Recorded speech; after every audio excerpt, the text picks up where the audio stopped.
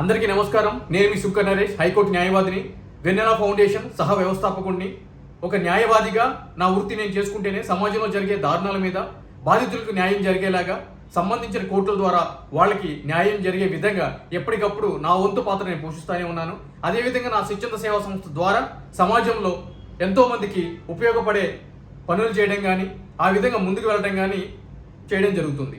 మీ అందరికీ తెలిసిన విషయమే, గవర్నర్ కోటాలో 2 ఎమ్మెల్సీల గురించి గత ప్రభుత్వం నుంచి ఈ ప్రభుత్వం వరకు కూడా, మొన్న హైకోర్టు ఉత్తర్వుల వరకు కూడా వివాదం తలెత్తిన విషయం మీ అందరికీ తెలిసిన విషయమే. అయితే ఇక్కడ మీ అందరికీ నేను చెప్పాల్సిన విషయం ఏంటి అని అంటే కనుక, గత ప్రభుత్వం ఒక క్యాబినెట్ డెసిషన్ తీసుకుని దాసోజు శ్రవణ్ గారిని, కుర్రా సత్యనారాయణ గారిని గవర్నర్ కోటాలో ఆర్టికల్ 171లో వాళ్ళని ఎమ్మెల్సీలుగా నియమించాలి అని చెప్పి గవర్నర్ గారికి ప్రతిపాదన పంపించడం జరిగింది. కానీ వీళ్ళకి పొలిటికల్ బ్యాక్గ్రౌండ్ ఉండటం చేత గవర్నర్ గారు 171(5) సబ్-క్లాస్ 5 ప్రకారము ఆర్ట్స్లో కానీ, సైన్స్లో కానీ, లిటరేచర్లో కానీ, సొసైటీస్లో కానీ, సోషల్ సర్వీస్లో కానీ ఈ విధంగా చేసిన వాళ్ళకి మాత్రమే గవర్నర్ కోటాలో కన్సిడర్ చేయడానికి రాజ్యాంగం చెప్తుంది. కాబట్టి వీళ్ళు పొలిటికల్ బ్యాక్గ్రౌండ్ ఉన్న వ్యక్తులు కాబట్టి నేను వీళ్ళ యొక్క ప్రతిపాదనని రిజెక్ట్ చేస్తున్నాను అని చెప్పి ఆవిడ 9వ నెలలో 19వ తారీఖున 2023లో ఆ ప్రతిపాదనని రిజెక్ట్ చేయడం జరిగింది.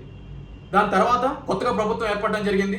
13వ తారీఖు 1వ నెల 2024లో ప్రొఫెసర్ కోదండరామ్ గారిని, అదేవిధంగా అమర్ అలీ ఖాన్ గారిని ఈ యొక్క ప్రభుత్వము ఎమ్మెల్సీలుగా నియమించడం జరిగింది. సో ఇది యొక్క విషయం మీద గత ప్రభుత్వం ఎవరినైతే రికమెండ్ చేసిందో దాసోజు శ్రావణ్ గారు కానీ, కుర్రా సత్యనారాయణ గారిని హైకోర్టుకి వెళ్ళడం జరిగింది. హైకోర్టు మొన్న 7/3/2024న 2 ఉత్తర్వుల్ని కూడా రద్దు చేయడం జరిగింది. అంటే దాసోజు శ్రావణ్ గారి ఫైల్ రిజెక్ట్ చేస్తే ఏదైతే కనుక గవర్నర్ గారు తీసుకున్నారో ఆ నిర్ణయం రాజ్యాంగ వ్యతిరేకం అని చెప్పడం జరిగింది. అదేవిధంగా ఈ ప్రభుత్వము ప్రొఫెసర్ కోదండరామ్ గారిని, అదేవిధంగా అమర్ అలీ ఖాన్ గారిని ఇద్దరిని ఏదైతే రికమెండ్ చేశారో, దాన్ని ఏదైతే గవర్నమెంట్ అప్రూవల్ చేశారో అది కూడా రాజ్యాంగ విరుద్ధం అని చెప్పి రెండింటిని కూడా కొట్టివేస్తూ తీర్పు అనేది ఇవ్వడం జరిగింది.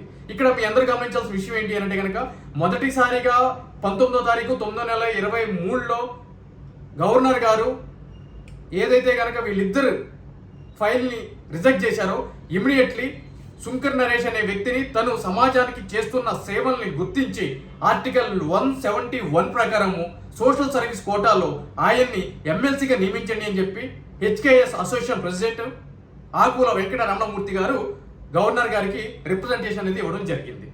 కానీ ఆ రిప్రజెంటేషన్ మీద గవర్నర్ గారు ఆమెకి విచక్షణాధికారం ఉన్నా కూడా దాన్ని ఒక సామాన్యుడు కదా నేను ఎందుకు కన్సిడర్ చేయాలి అని చెప్పి ఒక ఎక్స్ట్రాడినరీ పోకడ అవలంబిస్తూ దాన్ని పక్కన పెట్టడం జరిగింది. దాని తర్వాత కొత్త గవర్నమెంట్ పంపించడాన్ని యాక్సెప్ట్ చేయడం జరిగింది. సో హైకోర్టు ఆ రెండింటిని పక్కన పెట్టింది. కాబట్టి నేను ఈరోజు మళ్ళీ గవర్నర్ గారికి ఒక రిప్రజెంటేషన్ అనేది ఇవ్వడం జరిగింది. ఏంటి అంటే కనుక, గతంలో మేము ఇచ్చాము 26/9/2023 సోషల్ కేటగిరీ లేదు అని చెప్పి వాళ్ళిద్దరిని మీరు తిరస్కరించారు. కాబట్టి నాకు సోషల్ సర్వీస్ చేసిన ట్రాక్ ఉంది కాబట్టి దానికి సంబంధించిన ఆధార్ కూడా మీకు సబ్మిట్ చేశాం. కాబట్టి ఆ సర్వీస్లో మీ యొక్క విచక్షణ అధికారంతో 171 సబ్-క్లాస్ 5 ప్రకారము గవర్నర్గా నామినేట్ చేయండి అని చెప్పి మీకు 99 రిప్రజెంటేషన్ ఇచ్చాము. కానీ మీరు ఎటువంటి స్పందన లేదు అని చెప్పి మళ్ళీ 13/3/2024 ఇక్కడ స్టాంప్ చూడండి, ఇక్కడ కూడా వెళ్ళి ఇవ్వడం జరిగింది. సో దీన్ని ఇస్తూ నన్ను నామినేట్ చేయండి సోషల్ సర్వీస్ కోటాలో అని చెప్పి చెప్పడం జరిగింది.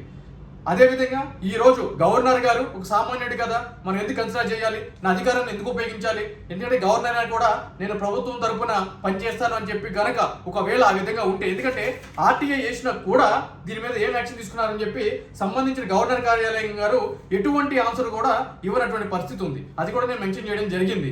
అంటే అటువంటి నియంతృత్వం పోకుండా ఈరోజు గవర్నర్ గారు, తెలంగాణ గవర్నర్ గారు అవలంబిస్తున్నటువంటి తీరు ఉంది. కాబట్టి దీంట్లో ఎటువంటి ఇబ్బంది లేదు.